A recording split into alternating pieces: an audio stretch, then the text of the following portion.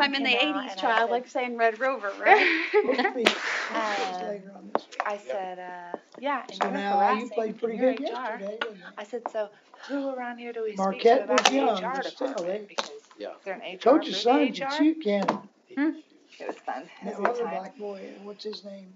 Mark Wilkerson. Yeah, he Needless to pumps. say, they have a girl hired. Yeah, now the women play tomorrow Yes. night against Marshall at It's not, home, it's not. Yeah. and then the men play Wednesday night. No, somewhere out of Washington.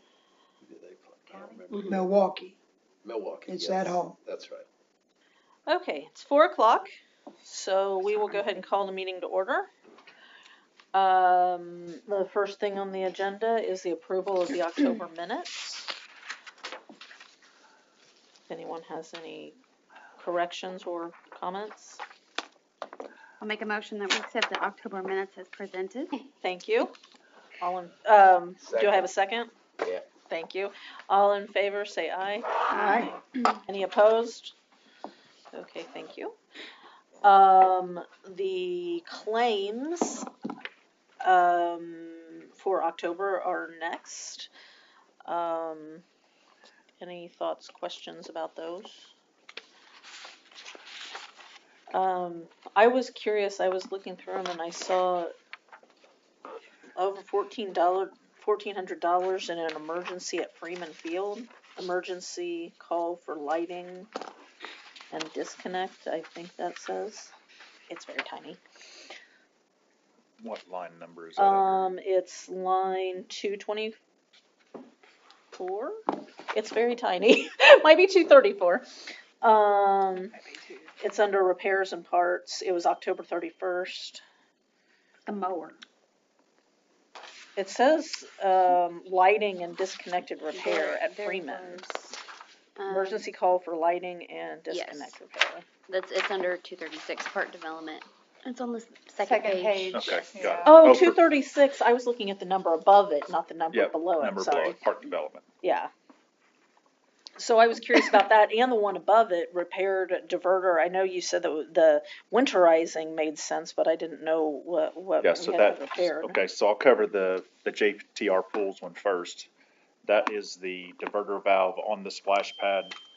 So when it rains, it has to divert that rainwater off the splash pad into the proper outlet. That diverter actually went bad. It did come with a 1-year warranty. The 1-year warranty was up, so we had to replace it. The valve itself was $2,300, and then the rest was labor to change it out. As far as the lighting, on Diamond 3, we had a pole light that basically sparked and then the lights went out. We had a tournament going called BC Electric, and he believes that particular pole got hit by lightning, which caused a short. They ended up replacing the 4 lights on that field, and the main control panel to where you turn the lights on and off was partially fixed to use for the last tournament. And to get that tournament through, the parts are on order for that, but we've not got any quote or anything to actually fix that panel. That panel's so old, it's outdated. They don't even make those type of panels anymore, so we're gonna have to do an upgrade. So we'll see that expense as soon as we find out what it's gonna be. So that's where we're at on that.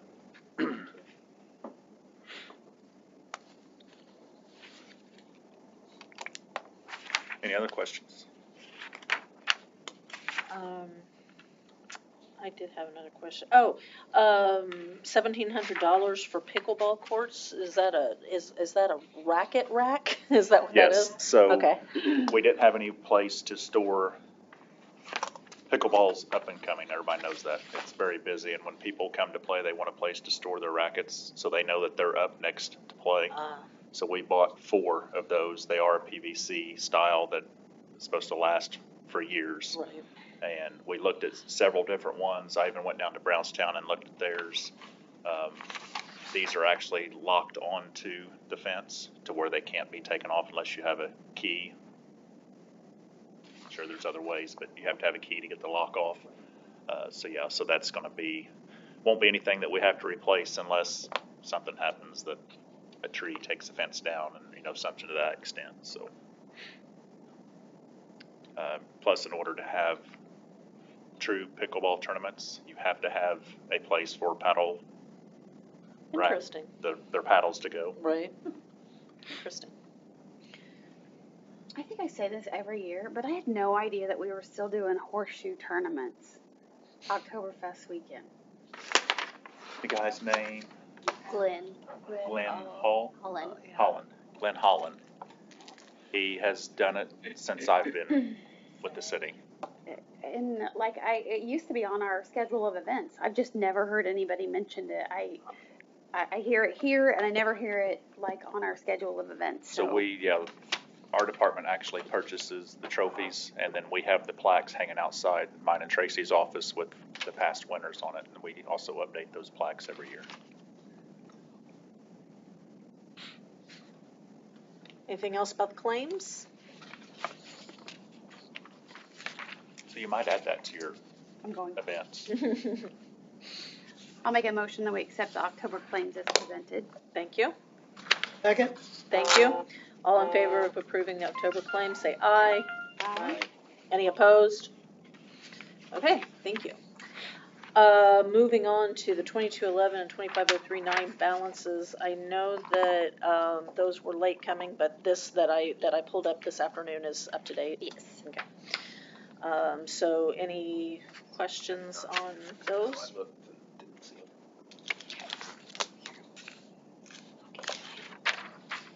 Thanks.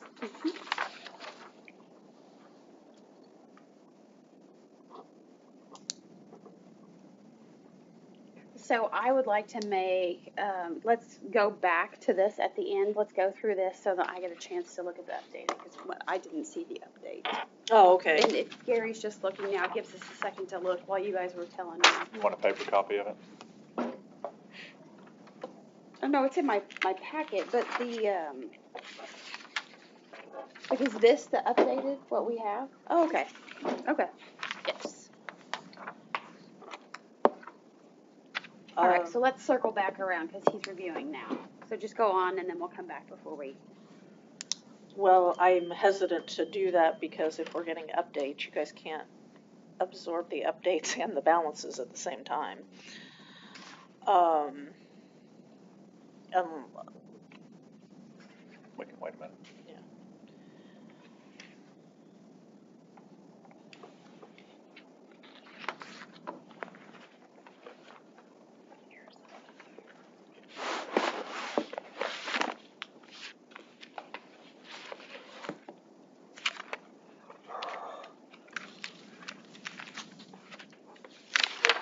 Roads naming rights, is that 1 year or multiple years? One. Does it ever get to change? Like if somebody else wants to do it, like, It's in the original that it's for them unless they would back out of it. So And it never right of- goes up? Right of first refusal.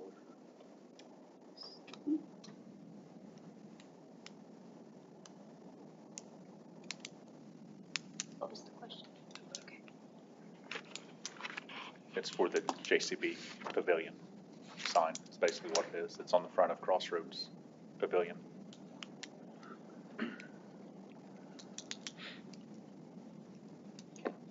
If nobody has any questions or concerns, I'll make a motion that we accept the 2211 fund balance and 25039 tournament as presented. Second. Was that you? Okay, thank you. All in favor of approving the 2211 and 25039 as presented, say aye. Aye. Any opposed? Okay, let's move on to updates. All right, first one is the Mom to Mom Shelter House at Westside Park. There was a group that reached out to Gerald Hubbard, which Gerald is the Seymour High School trades class teacher that has built our stuff there at Westside, the shelter house as well as the restroom building.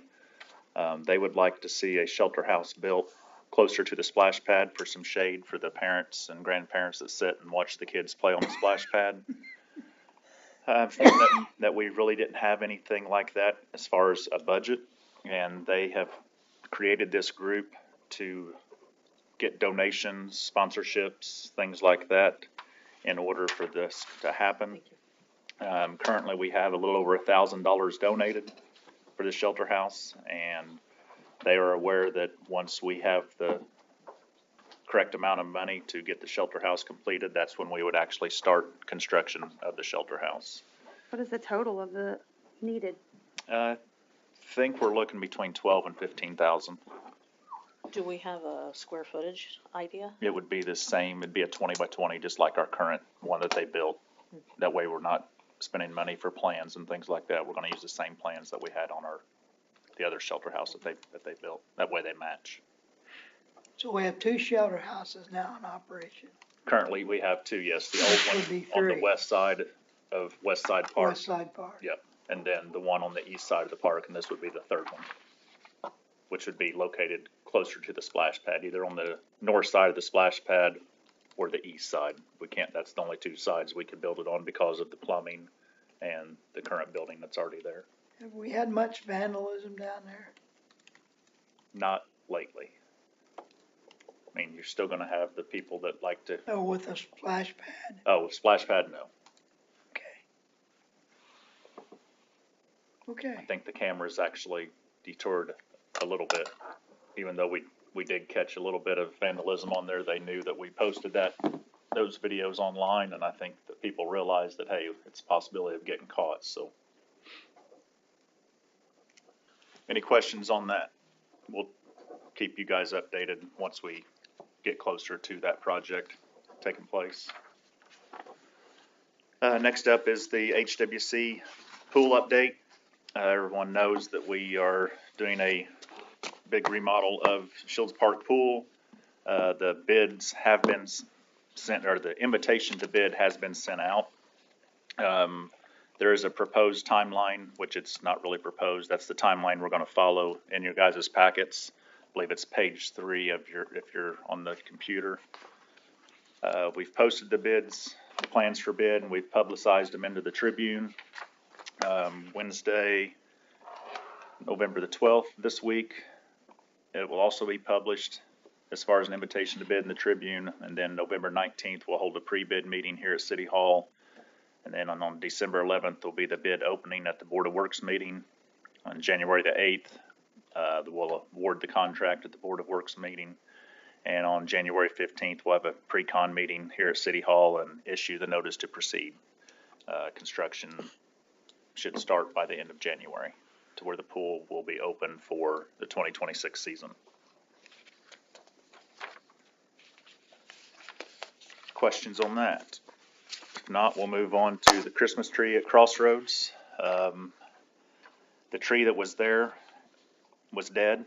The tree board has taken upon themselves to get the Christmas tree at Crossroads replaced.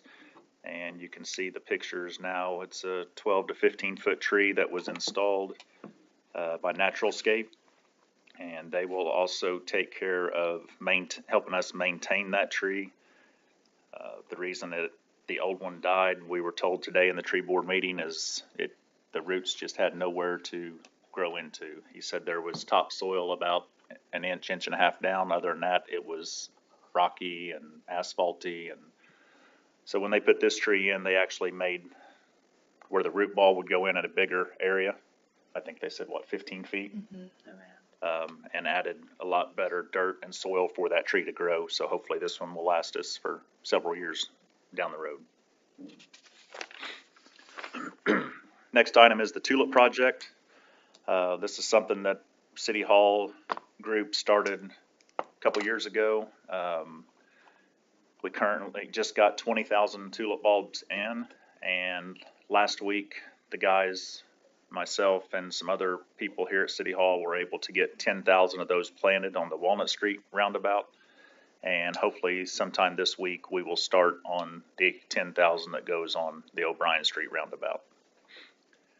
Right now that puts us probably about 8 to 10 feet from completing the entire roundabout. So once they do bloom out, we've got the yellow on Walnut Street and the rainbow color on O'Brien Street. And I know that a few years ago, they were taking donations for Yes, we Memorial do have Foods several to the- sponsors Okay. that helped us purchase these. It was no money out of our pocket. It was all done by sponsorships. And are there gonna be like signs or We will something do, about- yeah. We're not sure where we're gonna put the signage yet. I do know anytime that January puts anything on social media, she's thanking the sponsors and all that Yeah. for it. So I know once it gets completed, she'll do a big write-up about it. Next is the Tree City USA application. This is for us to be a Tree City USA. I'm usually the one that fills that application out, and I've already started on that, and hopefully we'll have it finished up prior to Thanksgiving break. It is due by December 31st in order us to be Tree City USA for 2026. Just kind of informational stuff there. Geyser War Memorial. This is the item that you guys voted on a while back as far as the Geyser War Memorial getting updated as far as dates and events that has taken place in the past. Etched in Stone was the company that came in, and they have completed that finally. Took a while. And But yeah, go over and check it out. The picture really doesn't do it justice, especially the person that's taking the picture in that one. do you, I don't remember how much this cost, 1,000 or something? Once there was cleaning, 15 there hundred. was I the think it thing. was like- I'm gonna say it was close to probably It was 2. It was a little over 2. Yeah. Okay. Yeah. I couldn't remember. Next is a fence quote for Casting Park. Not sure if Gary was here, but I believe everybody else was when we had the big storm that came through and took down a dugout, threw the bleachers up in the fence, done some outfield damage to the fence. At that particular time, we tried to repair the outfield fences on Diamonds 1 and Diamond 2. Currently, we have several terminal and internal posts that are broke or bent that are on their last leg. We've reached out to a couple different places. Tri-County Fence has been the only one that has reached out to us with a bid. This bid is to repair the outfield fence, and this is just outfield fence from left field foul line to right field foul line on both Diamonds 1 and 2. Originally, he just quoted one field. It was right at $17,000. With the package deal and ordering more fence, he was able to lower it down to this $30,000. So if we only approve one field, it's going to be around $17,000 to do. So I told him to go ahead and redo the estimate, and he said he was able to do it for $30,000. With that being said, we do have the money in our cum cap for this project. So if you guys give basically recommend it or approve it, then it will be taken to Board of Works this Thursday to get their approval in order for us to proceed and try to get this done either by the end of the year or the first of the year, which we would like to pay for it this year out of our budget, so to speak. So, would like to have a vote. Does anybody have any questions for Chad? I'll make a motion that we use 30,000 in cum cap to pay for the fence project for Diamond 1 and 2 at Casting. Thank you. Second, Thank you. All in favor of approving the $30,000 quote for fields 1 and 2, say aye. aye. Any opposed? Did you vote? I figured you did, but I couldn't hear you. Start Thank waving you. at you. Oh, okay, sorry. I was looking at my screen. So thank you. So you can go to the Board of Works with that. And Tracy will actually present that because I will be at Ball State on Thursday. Thank you, guys. Next is, just to give you a heads up, the notice of suspension, and I thought I had a copy of that. I guess it didn't print out. Emily, help me with the name. Jacob Easley. Jacob Easley. Jacob Easley, yes. He has been given the proper paperwork and signed off on. He has been suspended from all park facilities for the maximum of 2 years for displaying a weapon in the park. This has also been sent over to the Sheriff's Department and Seymour PD and has been listed in what they call their spillman. So if anyone comes in contact with him at any of our facilities, he would be arrested for criminal trespassing.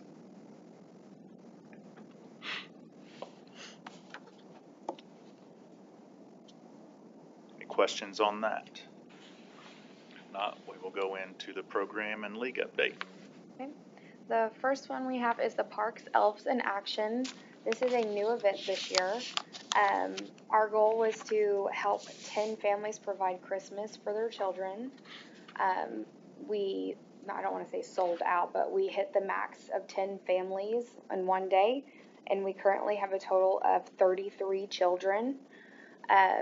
This is a free will donation sponsorship, and currently we have 4 sponsors. Essentially, we will be shopping off of the children's list, and then we will be getting with the parents and guardians to give them the gifts. Anybody have any questions about that? Yeah, how was the list obtained? So they signed up via Rec Desk, or they called and we put them on Rec Desk. Do we know, are those being tracked on Charity Tractor? I was getting ready. Okay. Yes, so that, we did contact CJ Foster, and so it'll be tracked just like they do with Shop with the Cop. So that way we know if people's trying to take advantage of the system or not. Okay. And then next up we have the Santa Tour. The Santa Tour will be December 1st through December 5th. Santa will leave the fire station at 5:30, and it will be following the trash route. Next up, we have Santa Claus is coming to town. Santa will be at Crossroads Park in the Santa House on these following days. December 6th from 11 a.m. to 1 p.m. December 9th from 6 p.m. to 7:30 p.m. December 13th from 11 a.m. to 1 p.m. December 16th from 6 p.m. to 7:30 p.m. And then lastly, December 18th from 6 p.m. to 7:30 p.m. Milk and Cookies with Santa, it will be at the Seymour Community Center on December 11th from 5 p.m. to 7 p.m. This is a free event. Actually, I want to add too, all of those are free. The Santa Claus is coming to town. You do not have to pay anything to come see Santa at the Santa House. And then lastly, we have Christmas Parade of Lights. It will be December 20th, and the parade will start at 5:30. Entries must be eliminated by Christmas lights, and as of today, we have 16 signed up for that. Any questions on programs or leagues?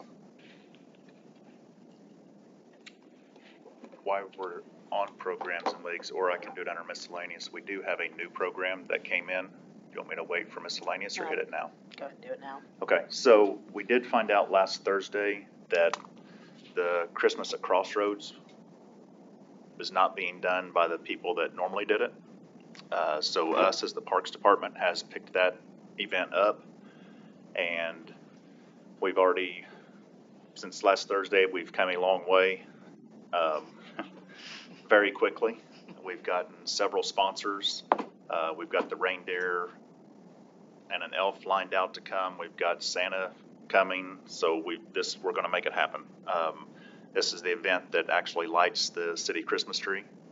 So this will now be our event, and hopefully in the years to come we can try to tie in this with our Christmas parade, or to where we're not having multiple Christmas events. So that's something us as a department have already discussed, but with it normally being on this weekend, or this particular date, we wanted to keep it on that date. So we do have different sponsorship packages, and for anyone that's out there watching, the Christmas Spirit package is $250, the Holiday Helper package is $100, excuse me, and the Community Friend package is $50.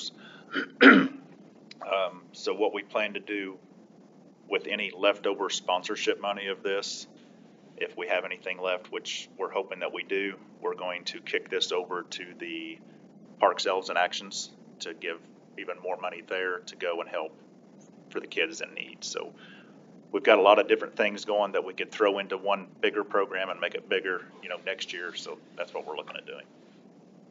Good.